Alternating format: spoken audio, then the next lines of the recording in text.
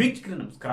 ಕಾಂಗ್ರೆಸ್ನಲ್ಲಿನ ಕುರ್ಚಿ ಬಿಕ್ಕಟ್ಟು ದಿನದಿಂದ ದಿನಕ್ಕೆ ಹೊಸ ಸ್ವರೂಪ ಪಡೆದುಕೊಳ್ಳುತ್ತಿದೆ. ನೋಡಿ, ಕಳೆದ 4-5 ದಿನಗಳ ಹಿಂದಷ್ಟೇ ಡಿಸಿಎಂ ಡಿಕೆ ಶಿವಕುಮಾರ್ ಅವರು ನವದೆಹಲಿಯಲ್ಲಿ ಬೀಡು ಬಿಟ್ಟು ಎಐಸಿಸಿ ಅಧ್ಯಕ್ಷರಾಗಿರುವ ಮಲ್ಲಿಕಾರ್ಜುನ್ ಖರ್ಗೆ ಅವರನ್ನು ಭೇಟಿ ಮಾಡಿದ್ರು ಮತ್ತು ಅಧಿಕಾರ ಹಂಚಿಕೆ ಕುರಿತು ಸುದೀರ್ಘವಾಗಿ ಅವರ ಹತ್ರ ಚರ್ಚೆ ಮಾಡಿದ್ರು.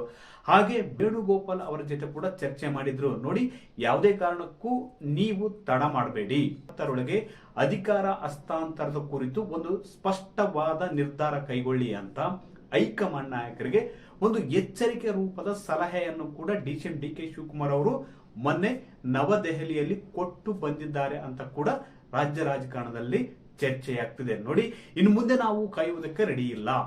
ಒಂದು ವೇಳೆ ಹಾಗೇನಾದ್ರೂ ಆದ್ರೆ ನಾನು ಪಕ್ಷದ ವಿರುದ್ಧ ಹೋಗುವುದಿಲ್ಲ, ಆದ್ರೆ ನನ್ನ ಬೆಂಬಲಿಗ ಶಾಸಕರು ಬೇರೆ ಮಾರ್ಗ ತುಳಿದ್ರೆ ಅದಕ್ಕೆ ನಾನು ಜವಾಬ್ದಾರಿ ಅಲ್ಲ ಎಂಬ ಪರೋಕ್ಷವಾದ ಎಚ್ಚರಿಕೆಯನ್ನು ಕೂಡ ಡಿಸಿಎಂ ಡಿಕೆ ಶಿವಕುಮಾರ್ ಅವರು ಹೈಕಮಾಂಡ್ ನಾಯಕರಿಗೆ ಕೊಟ್ಟು ಬಂದಿದ್ರು. ಇದಾದ ಬೆನ್ನಲ್ಲೇ ನೋಡಿ, ಇವತ್ತು ಎಐಸಿಸಿ ಅಧ್ಯಕ್ಷರಾಗಿರುವ ಮಲ್ಲಿಕಾರ್ಜುನ್ ಖರ್ಗೆ ಅವರು ಒಂದು ಸ್ಟೇಟ್ಮೆಂಟ್ ಕೊಟ್ಟಿದ್ದಾರೆ.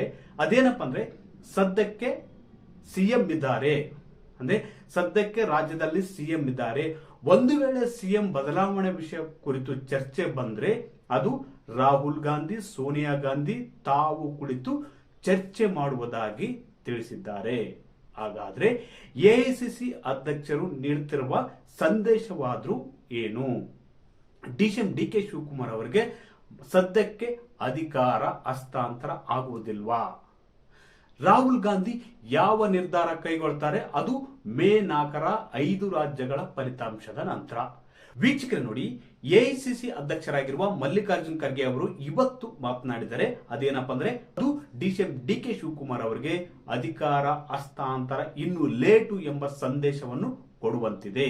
ನೋಡಿ, ಮಲ್ಲಿಕಾರ್ಜುನ್ ಖರ್ಗೆ ಅವರು ಹೇಳಿದ್ದೇನಪ್ಪ ಅಂದ್ರೆ, ಸದ್ಯಕ್ಕೆ ಸಿಎಂ ಇದ್ದಾರೆ ಅಂದ್ರೆ ತಕ್ಷಣಕ್ಕೆ ಯಾವುದೇ ಬದಲಾವಣೆ ಇಲ್ಲ ಎಂಬ ಸಂದೇಶವನ್ನು ಎಐಸಿಸಿ ಅಧ್ಯಕ್ಷರಾಗಿರುವ ಮಲ್ಲಿಕಾರ್ಜುನ್ ಖರ್ಗೆ ಅವರು ಡಿಸಿಎಂ ಡಿಕೆ ಶಿವಕುಮಾರ್ ಅವರ ಬಣಕ್ಕೆ ರವಾನಿಸಿದ್ರ ಎಂಬ ಚರ್ಚೆ ಕೂಡ ರಾಜ್ಯ ರಾಜಕಾರಣದಲ್ಲಿ ನಡೆಯುತ್ತಿದೆ. ಅದೇ ರೀತಿ ಮಲ್ಲಿಕಾರ್ಜುನ್ ಖರ್ಗೆ ಅವರು ಮುಂದುವರೆದು ಮಾತನಾಡಿದ್ದು ಏನಪ್ಪಾ ಅಂದ್ರೆ, ಒಂದು ವೇಳೆ ಬದಲಾವಣೆಯ ವಿಚಾರ ಬಂದಾಗ ನಾನು ರಾಹುಲ್ ಗಾಂಧಿ ಹಾಗೂ ಸೋನಿಯಾ ಗಾಂಧಿ ಅವರು ಕುಳಿತು ಚರ್ಚಿಸಿ ಮುಂದಿನ ನಿರ್ಧಾರ ಕೈಗೊಳ್ತೀವಿ, ಅಂದ್ರೆ ನಾವೆಲ್ಲರೂ ಒಟ್ಟಾಗಿ ಕುಳಿತು ಈ ಕುರಿತು ಚರ್ಚೆ ಮಾಡ್ತೀವಿ ಅಂತ ಹೇಳಿದ್ದಾರೆ. ಅಂದ್ರೆ ಇಲ್ಲಿ ನೋಡಿ ವೀಕ್ಷಕರೇ, ರಾಜ್ಯದಲ್ಲಿ ಅಧಿಕಾರ ಹಂಚಿಕೆ ಸೂತ್ರದ ಕುರಿತು ಹೈಕಮಾಂಡ್ ಮಟ್ಟದಲ್ಲಿ ಇದುವರೆಗೂ ಚರ್ಚೆ ನಡೆದೇ ಇಲ್ವಾ ಎಂಬ ಸಂದೇಶವನ್ನು ಮಲ್ಲಿಕಾರ್ಜುನ್ ಖರ್ಗೆ ಅವರು ಕೊಡ್ತಿದ್ದಾರಾ ಎಂಬ ಚರ್ಚೆ ಕೂಡ ನಡೀತಿದೆ. ಅಂದ್ರೆ ಮುಂದಿನ ದಿನಗಳಲ್ಲಿ ಈ ವಿಚಾರ ಬಂದ್ರೆ ತಾವು ರಾಹುಲ್ ಗಾಂಧಿ ಅದೇ ರೀತಿ ಸೋನಿಯಾ ಗಾಂಧಿ ಅವರು ಕುಳಿತು ಚರ್ಚೆ ಮಾಡ್ತೀವಿ ಅಂತ ಎಐಸಿಸಿ ಅಧ್ಯಕ್ಷರಾಗಿರುವ ಮಲ್ಲಿಕಾರ್ಜುನ್ ಖರ್ಗೆ ಅವರು ಹೇಳ್ತಿದ್ದಾರೆ. ಅಂದ್ರೆ ಇಲ್ಲಿವರೆಗೆ ಬಹುತೇಕ ದೆಹಲಿ ಮಟ್ಟದಲ್ಲಿ ರಾಜ್ಯದಲ್ಲಿ ಅಧಿಕಾರ ಹಸ್ತಾಂತರ ಕುರಿತು ಪವರ್ ಶೇರಿಂಗ್ ಕುರಿತು ಹೈಕಮಾಂಡ್ ಮಟ್ಟದಲ್ಲಿ ಚರ್ಚೆ ನಡೆದಿಲ್ವಾ ಎಂಬ ಅನುಮಾನ ಕೂಡ ಇಲ್ಲಿ ಕಾಣಿಸ್ಕೊಳ್ತಿದೆ. ಯಾಕಂದ್ರೆ ನೋಡಿ, ಡಿಸಿಎಂ ಡಿಕೆ ಶಿವಕುಮಾರ್ ಅವರು ಪದೇ ಪದೇ ದೆಹಲಿಗೆ ಹೋಗ್ತಾರೆ, ಹೈಕಮಾಂಡ್ ನಾಯಕರ ಮೇಲೆ ಒತ್ತಡ ಹೇರಿ ಬರ್ತಾರೆ. ಮೊನ್ನೆ ಅಷ್ಟೇ ಹೋಗಿದ್ರು, ನೀವು ಯಾವುದೇ ಕಾರಣಕ್ಕೂ ತಡ ಮಾಡುವಂತಿಲ್ಲ, ಅಧಿಕಾರ ಹಸ್ತಾಂತರದ ಕುರಿತು ಒಂದು ನಿರ್ಧಾರ ಕೈಗೊಳ್ಳಬೇಕು, ಸ್ಪಷ್ಟವಾಗಿರಬೇಕು, ಅದೇ ರೀತಿ ತಮ್ಮನ್ನು ಹಾಗೂ ಸಿಎಂ ಸಿದ್ದರಾಮಯ್ಯ ಅವರನ್ನು ಕರೆದು ಸಭೆ ನಡೆಸಿ ಅಂತ ಮಲ್ಲಿಕಾರ್ಜುನ್ ಖರ್ಗೆ ಅದೇ ರೀತಿ ವೇಣುಗೋಪಾಲ್ ಅವರಿಗೆ ಒಂದು ಸಲಹೆ ರೂಪದ ಎಚ್ಚರಿಕೆಯನ್ನು ಕೂಡ ನೀಡಿದ್ರು ಅಂತ ಕೂಡ ಹೇಳಲಾಗ್ತದೆ. ಹಾಗೆ ಮೇ 10ರೊಳಗೆ ಅಧಿಕಾರ ಹಸ್ತಾಂತರದ ಕುರಿತು ನೀವು ಒಂದು ಸ್ಪಷ್ಟವಾದ ನಿರ್ಧಾರವನ್ನು ಕೈಗೊಳ್ಳಿ. ಒಂದು ವೇಳೆ ಕೈಗೊಳ್ಳದು ಇದ್ರೂ ಕೂಡ ನಾನು ಪಕ್ಷದ ವಿರುದ್ಧ ಹೋಗುವುದಿಲ್ಲ, ನಮ್ಮ ಬಣದ ಶಾಸಕರು ಒಂದು ವೇಳೆ ಈ ಕುರಿತು ಅಧಿಕಾರ ಹಸ್ತಾಂತರ ಮಾಡದೇ ಇದ್ದಾಗ ಶಾಸಕರು ಮುಂದಿನ ನಿರ್ಧಾರವನ್ನು ಕೈಗೊಳ್ಳುವುದಕ್ಕೆ ಅವರು ಸ್ವಾತಂತ್ರ್ಯರು, ಇದಕ್ಕೆ ನಾನು ಕಡಿವಾಣ ಹಾಕುವುದಕ್ಕೆ ಆಗುವುದಿಲ್ಲ ಎಂಬ ಪರೋಕ್ಷ ಎಚ್ಚರಿಕೆಯನ್ನು ಹೈಕಮಾಂಡ್ ನಾಯಕರಿಗೆ ಡಿಸಿಎಂ ಡಿಕೆ ಶಿವಕುಮಾರ್ ಅವರು ಕೊಟ್ಟು ಬಂದಿದ್ದಾರೆ ಅಂತ ಕೂಡ ಹೇಳಲಾಗ್ತದೆ. ಇದಾದ ಬೆನ್ನಲ್ಲೇ ಇವತ್ತು ಮಲ್ಲಿಕಾರ್ಜುನ್ ಖರ್ಗೆ ಅವರು ನೀಡಿರುವ ಹೇಳಿಕೆ ಬಹುತೇಕ ಸದ್ಯಕ್ಕೆ ಹೈಕಮಾಂಡ್ ಮಟ್ಟದಲ್ಲಿ ನಾಯಕತ್ವ ಬದಲಾವಣೆ ವಿಚಾರ ಚರ್ಚೆ ನಡೆದಿಲ್ಲ ಎಂಬ ಸಂದೇಶವನ್ನು ಕೊಡ್ತಿದ್ದಾರಾ ಎಂಬ ಅನುಮಾನ ಕೂಡ ವ್ಯಕ್ತವಾಗ್ತಿದೆ.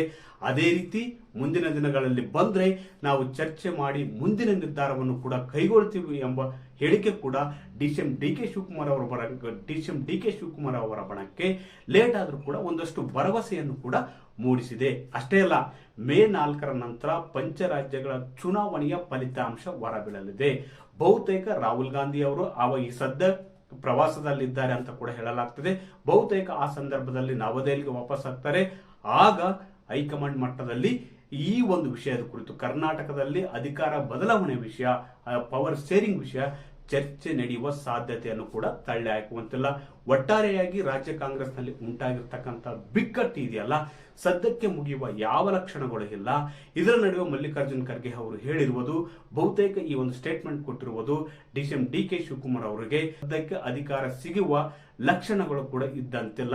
ಬಹುತೇಕ ಇನ್ನಷ್ಟು ಮುಂದಕ್ಕೆ ಹೋಗುವ ಸಾಧ್ಯತೆಯನ್ನು ಕೂಡ ತಳ್ಳಿ ಹಾಕುವಂತಲ್ಲ. 20ಕ್ಕೆ ಸರ್ಕಾರ ಬಂದು 3 ವರ್ಷವಾಗುತ್ತೆ ಮತ್ತು ಸಿಎಂ ಸಿದ್ದರಾಮಯ್ಯನವರು ಕೂಡ ಅಧಿಕಾರಾವಧಿ 3 ವರ್ಷ ಪೂರೈಸ್ತಾರೆ.